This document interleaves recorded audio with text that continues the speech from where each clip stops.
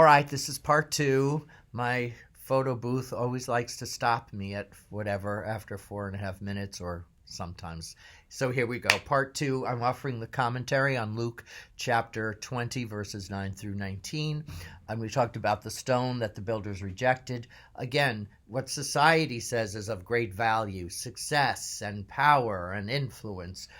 In faith, we know there's a better value or a deeper value. Not that the other things are so bad, but that those other things, how we use our success, how we get it, how we influence people, they're all meant to be rooted in the commandments. They're all meant to be rooted in faith and hope and love. So the world rejects, but we hold on. It's our cornerstone. Now, Jesus is also talking about how the history of Israel, but it's really, again, a mirror to the world, how the world rejects its prophets, people who are centered in common humanity, seeing our fellow human beings as fellow human beings and not as others,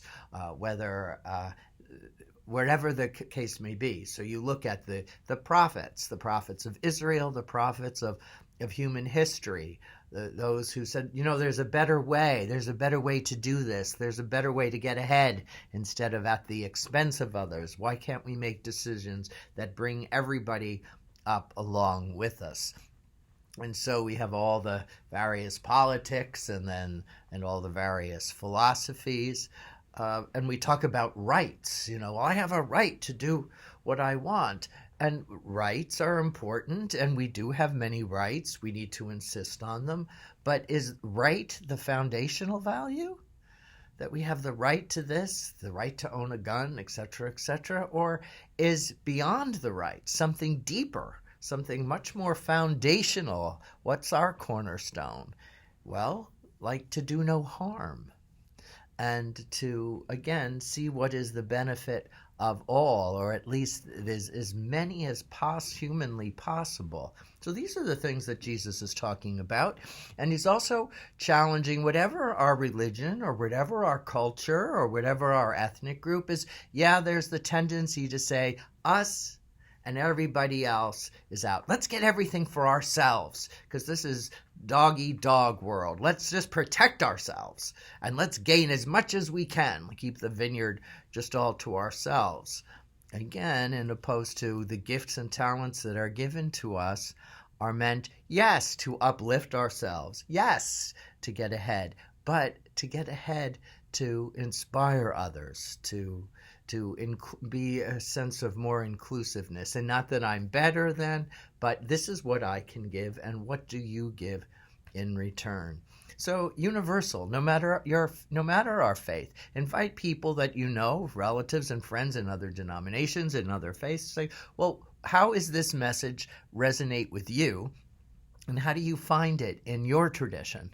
And then we really allow the Holy Spirit to come in, as Jesus was inviting the Spirit to imbue the thoughts and minds of the people of his time. And as we see, some accepted and cooperated and let the Spirit move them, and others were defiant, saying, nope, this is my stand, this is what I think, I'm not changing. Well, thank you so much for joining me. I hope you've watched both parts so that this makes more sense to you.